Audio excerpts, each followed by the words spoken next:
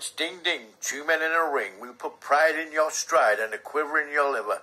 You want 'em, we've got 'em, come to you. Loud and proud, he's the biggest, he's the baddest. It's Mr. Gavin Davis on the Gavin Davis Podcast Show.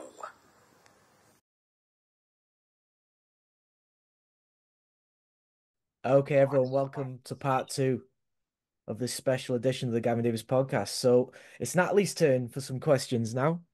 So, Natalie, how did you get involved in BJJ?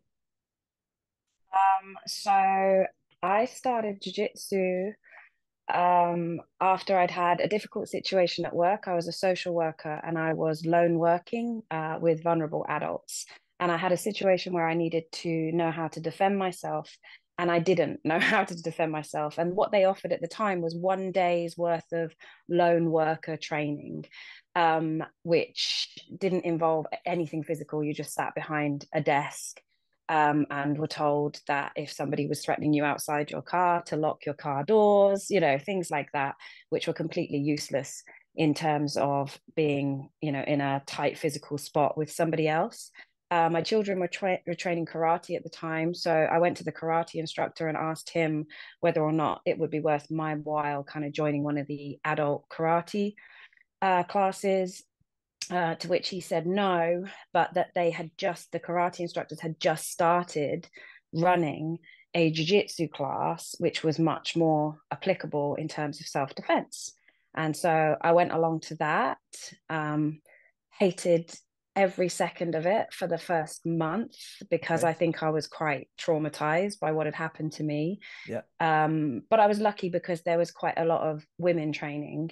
So we were quite bonded and they kept me coming. And then after about a month and a half, as it does, jiu-jitsu just hooked me in.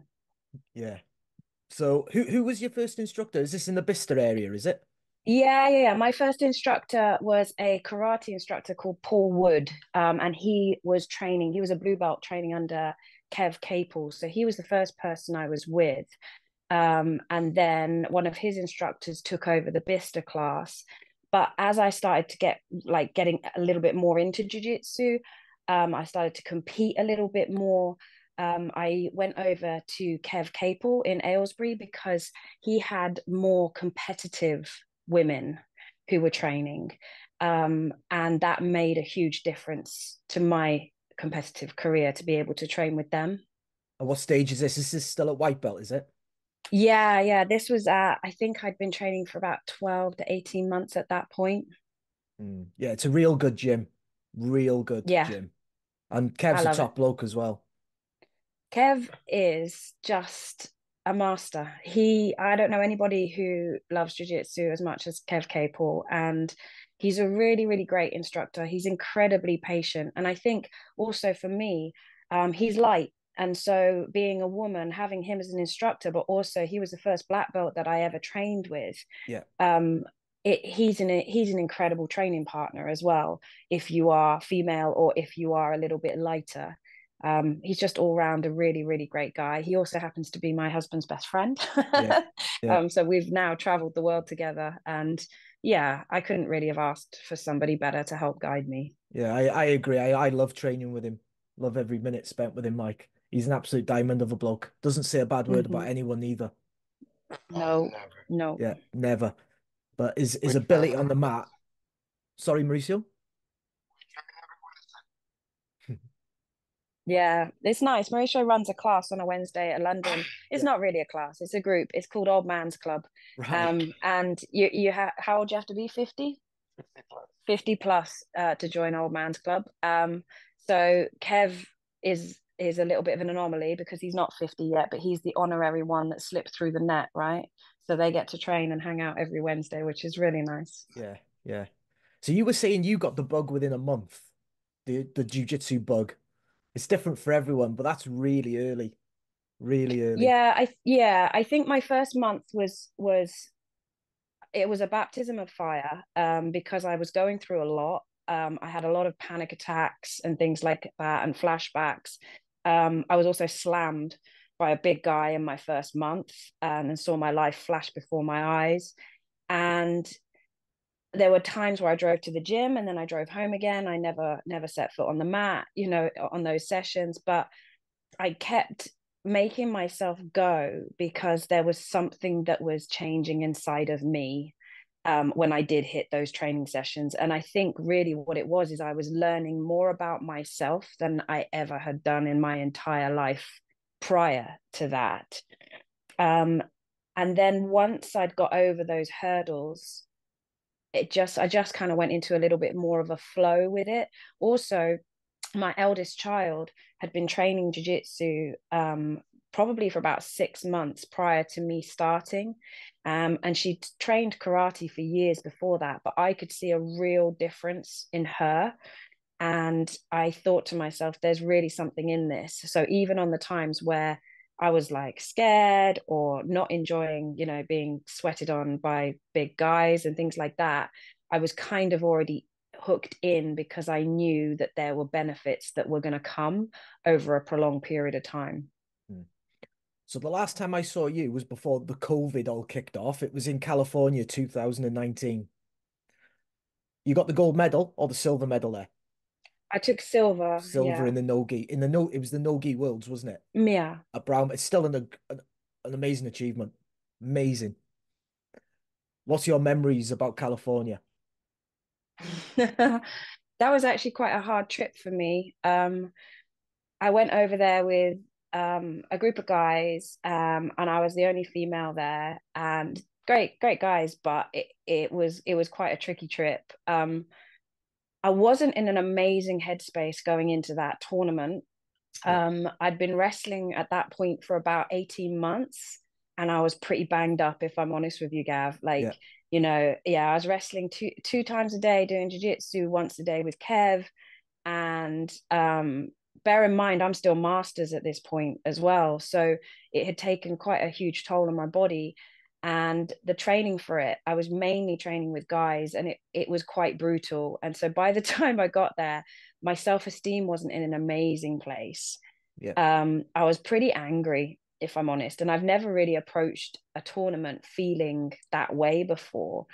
I went over and I trained at Atos in California while we were there. Yeah. And that was kind of odd as well because we were they said it was fine for us to train, but we had to train amongst ourselves.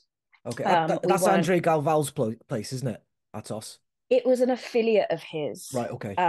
But it was obviously his. And maybe it was because we were training nogi, I don't know, but we weren't kind of absorbed into their group class. Perfectly nice people, but it was all kept quite separate, so you didn't really get the experience of like meeting loads of other cool jiu-jitsu people, like that you would usually if you're training and traveling abroad. And I just landed in the wrong gym. Yeah, I think I probably landed in the wrong gym.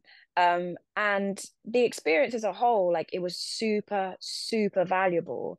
I think I could have done better. I think I could have won it if I had have been in a better headspace. But sometimes when you enter a tournament, if you're too emotionally driven and you're not able to discipline those emotions, whether it be, disciplining the nerves, or, you're angry and your energy is too aggressive, it's always going to be detrimental to your performance.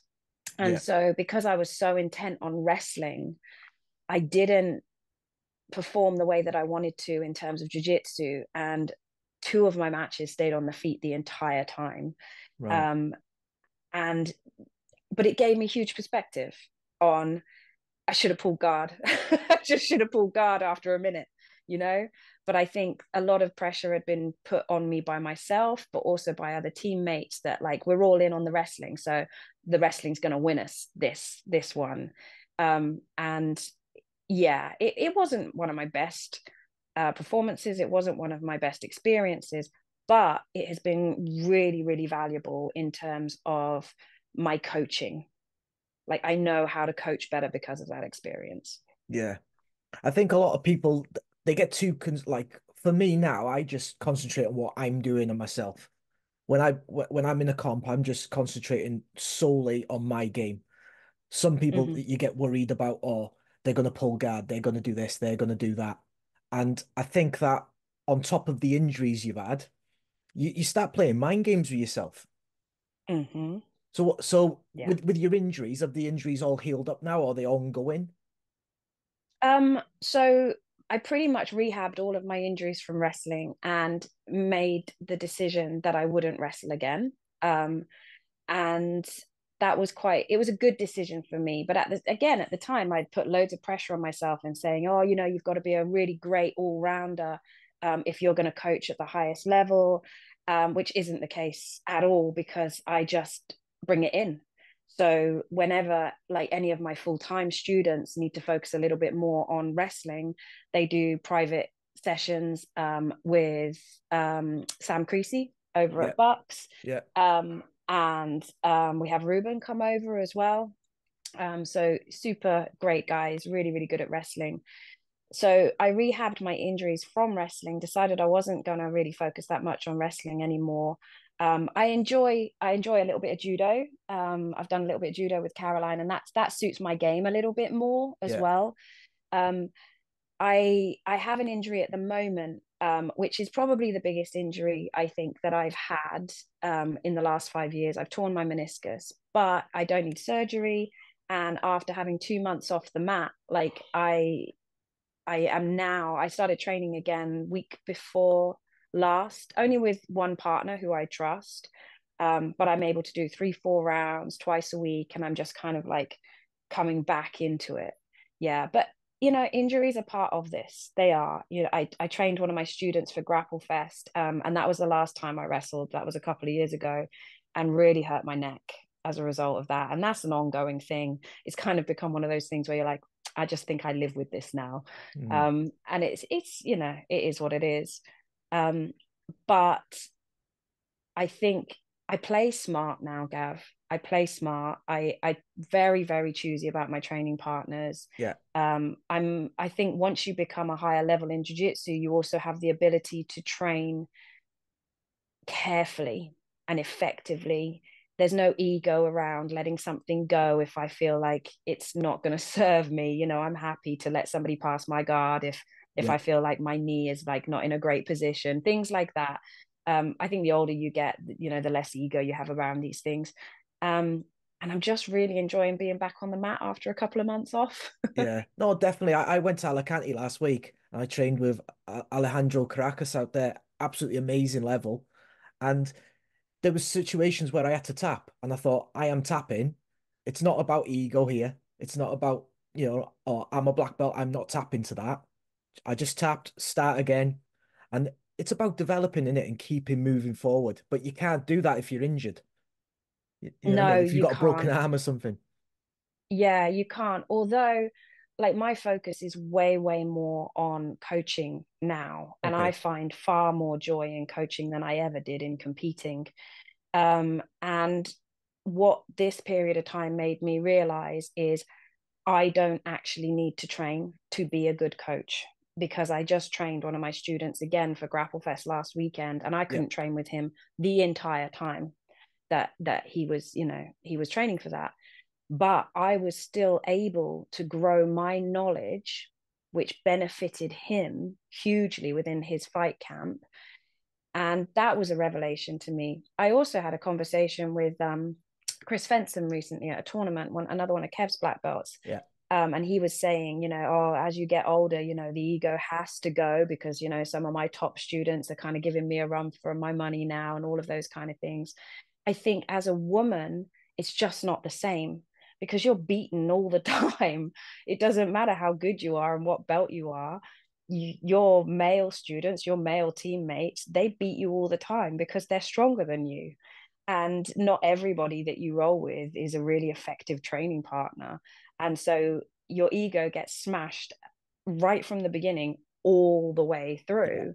Yeah. And I now train, I've got kids that train with me who have been training with me since they were 8, 9 years old, and they're now 17 years old. Mm. And of course, there was a period of time where I flipped them like a pancake, right?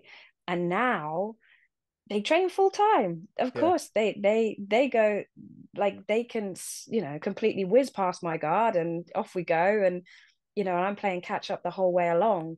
I don't feel sad about that. I don't feel anything negative about that at all. In fact, I think it's bloody brilliant, in all Yeah, honesty, yeah, because I get to watch that transition happen.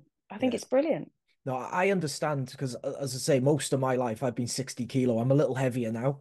I'm up to about 63, which is massive, isn't it? But um, I know what it's like to be dominated by bigger and better people. And when you're driving home, sometimes it can get in your head. You can drive home and you can go, "Oh, I'm crap at this. Why am I doing it every night?" But then you've got to get home, get out the bath, dust yourself off, and think about why you love jujitsu and about getting back to it the next day to improve yourself. Do you know what I mean? Mm. Yeah, So 100%. I think I had yeah, that a lot, particularly at blue belt, because I think that when you get your blue belt, things change. People train with you differently, all of those things. And I remember driving home from Kev's in tears at points, thinking, why on earth do I do this? And in all fairness, I don't think I had brilliant training partners, and it's not really anything against them. People are just learning how to do jiu-jitsu. They're not also learning how to roll with lighter people and women yeah, effectively yeah. as well. That's a whole other skill within itself. And you don't tend to get that until you get, like my best training partners are black belts in London because they're so skillful. Um, and so I didn't have, other than Kev, really hugely skillful people to train with. And so you do feel just completely deflated the whole time and just really sore the whole time. Yeah, yeah. But like you say, you dust yourself off. And I'm so glad I did, because now, like, I have the best training partners in every session. They're all lightweights. I've taught all of my students, right from white belt, how to do jujitsu, but also how to roll with women, because we have such a huge amount of women and kids that train in my team. And so it's technical training, which I wish I'd had, obviously, at blue and purple, but it's it is what it is. Mm. It made me who I am today. No, definitely. I feel that a big part of my responsibility of being on the mats is being a good training partner, especially now I'm a black Mm, belt. Do you know what I mean? When I was a blue belt or a purple belt, it didn't even cross my mind. But now, to me, it's about how can I help the blue belts, the purple belts, and the white belts coming in, making sure I don't hurt them. You know what I mean? exactly. Like half of the time I've got to be careful they don't hurt me because they got the white Yeah. belt fury. But Yes. how did the Oxfordshire Open go last weekend on It yeah, the was 3rd of really, March? really Yeah, good. yeah. Yeah, it was really, really good. So that was our second Oxfordshire Open. That was our fifth tournament, undergrow events, and we're in a flow now. It's just a really, really lovely event. I think our why might be a little bit different to other people's, in that we just want to run events where people just have a great, great experience and people get to experience joy. And we always start with the kids. Mm, And I think that kind of brings people together. I think what I'm most proud of is I had one mat running all the way from 9 to 4, which was just females. And I've never seen that at any other tournament, even in IBJJF.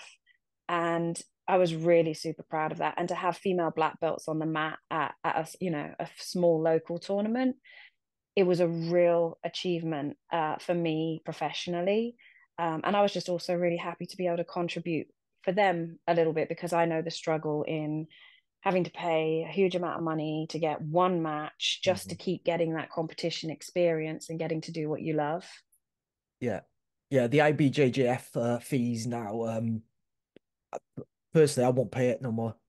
Do you know what I mean? I used to love doing them and everything, but so I logged on to Smooth Comp the other week, and some of the comps that you can get, because at my weight I'm only going to get one, maybe two matches if I'm lucky, right? And I can get comps now where black belts sign up for free.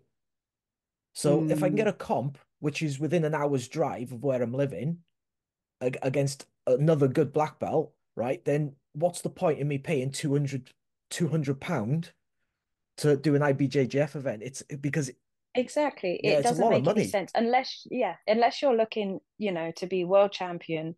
Um, I think it's just worth looking for those events. We offered free entry for male, brown, and black, and we Yeah, offered free entry for purple, brown, and black females, um, because it was about giving back, yeah, actually, as well.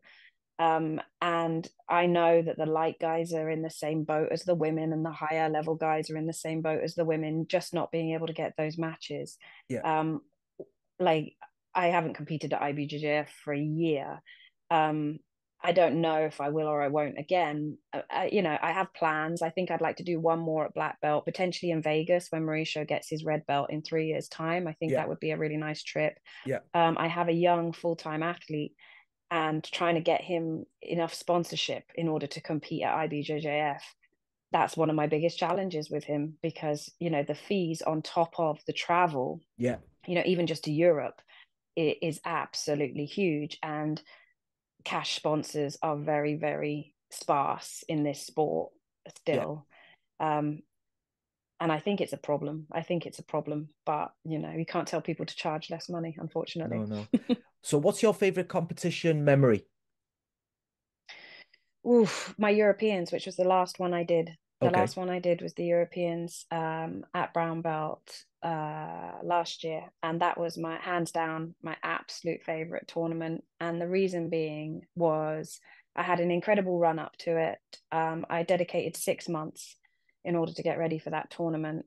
Wow. I worked on every single area. I worked on my jiu-jitsu. I worked on um, my mental state in terms of the competition. I worked on myself hugely spiritually as well. And I went into that tournament ready, 100% ready. And win or lose, I was euphoric, sat in that holding area, waiting to go on that mat. I was so pleased to be there. The atmosphere was absolutely incredible. And I've never felt like that at a tournament. I had the hands down the best experience. I had my team with me from my gym, and then I had my three coaches, Matt side, which was Kevin, Dan Lewis, and Roger were all there. And yeah, I just had a super, super great experience. The 4 years I spent at Kev Capel's, obviously Kev was away a lot doing competitions, doing different things, and Dan Lewis is a very good coach. He When is you currently my yeah, main instructor. yeah, I coach with him online, and what I get from Dan, it's the whole package because he helps me with my jiu-jitsu, but he's helped me the most, I think, in terms of navigating competition nerves. I've never really particularly enjoyed competing. right, okay. I've done it. I've done it throughout my entire jiu-jitsu career because I knew that I wanted to be an excellent coach. And I think in order to do that, you have to experience it a lot at every belt. Yeah, And I never really got hang of the nerves of how to deal with them. I think realistically, until I had a really good experience at the World Masters at Blue Belt, where the nerves were much, much less. And then the last one that I did. But Dan has been hugely influential in giving me techniques and also just the camaraderie, of somebody who's had anxiety and then yeah, add on, wanting to do this crazy sport where you go and fight another human being all by yourself. yeah. He's just been really great for that. He's Like also helped me as well because my daughter trains with me and I'm her coach. And I found it really valuable for her to have a secondary person as well. And so Dan's played a pretty huge part in her jiu-jitsu growth too. yeah. I find when I first met Dan, I didn't know how to take him because he has got anxiety issues, especially with competition and everything. But I found once he settled down with Caroline and he became an item with Caroline that he I found he really grew as a person. Do you know what I mean? Especially towards me.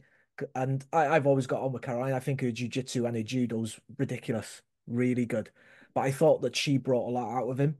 And as I say, the last couple of years I was there, the coaching that I was getting off him, and I didn't really probably realize it at the time, but when I look back after, he's so much better than he thinks he is. Oh, 100%. And I think you're right. Caroline's the best. She's a ridiculously high level, obviously, in judo, but also her jiu-jitsu is fantastic. But I think what happened with those two is they raise each other up. You know, when there's a partnership like that and they are fully invested in each other and really, really supporting each other and like bringing out the best in each other, I think they both just came together and grew as like a power couple. And we've all benefited as a result, which is really great. Yeah. So what's the vision for Grow Jiu-Jitsu? Um, I really like what I do. I know lots of people like to hear, oh, I've got this amazing goal. I'm going to hit this. I'm going to hit that. I love what I do. I love the way the gym is at the moment. I really enjoy teaching kids. I have a massive kids program. Um, I have a lot of teenagers that train with me. They just kind of gravitate, which is absolutely awesome. Um, I currently teach in two venues. I teach at my house. I have a home dojo, which is for smaller group sessions, for adult sessions. And then I hire a school in the community, which again, Gav, I absolutely love because Yeah. I love being a part of my community. And so recently I took on an apprentice who started with me last September. And so, really, my vision is just to see him through his apprenticeship through to next summer, to take him on full time as an instructor. He's doing a seriously great job. He's a really, really great instructor. He's a fantastic competitor. He has big goals. Yeah. So I'm supporting him with that. And next year, my daughter is coming into the business, which obviously Okay. just I'm thrilled about. She's a fantastic assistant instructor and competitor, but she's looking to get a little bit more involved in the event side of stuff as well. But to be honest with you, I'm just super grateful. And I just hope that I get to coach jiu-jitsu and change people's lives through jiu-jitsu for as long as I possibly can. Yeah. What I was going to say was as well, has Mauricio got some seminars coming up in the next couple of months? I saw Yeah, something he online the other has. day. Is it Mallorca? Do Yeah, you want to talk yeah. about So that a little Mauricio's bit? going to do a seminar in Oxford, which is very local to us here on the Yeah. 15th of April. I think on Friday, this coming Friday, you're in Edinburgh with your black belt Rick Young. We're celebrating 25 years. And then there's a couple more coming up, but really, I think this is going to be the last year. Mallorca. Yeah, we do a Mallorca. camp in Mallorca Yeah. twice a year, which is really, really, really nice. It's a great camp. Natalie, can you just repeat what Mauricio said there? Because I think it's the earpiece. I think the battery's going on it or something, but Um, I so couldn't hear him. he so he is doing a second camp in Oval in I think a couple of weeks' time. And then yeah, we go to Mallorca for the Spring Festival at the end of April. Okay. Okay. Brilliant. Okay. Um, what I wanted to just ask you about before we bring part two to a close is, do you go down to Hodges much to train? Or do you just pop there once a week, once a month and get some rounds in with some lighter women or anything like that? Yeah. So when I'm not injured, I like to try and get there once a month. It's tricky when you're running a gym, Yeah. but I like to try and get there on a Wednesday once a month. My Okay. favorite thing to do, Gav, is to go down and to do Mauricio's class and then to stay for the Rogers gi competition class when I'm not injured. That's like my favorite thing to do. Um, Best gym in the country, you know, Yeah, yeah, yeah. and my apprentice, he goes there once a week to train. He likes to do the no-gi class down there, which has been really, really helpful for Grapple Fest.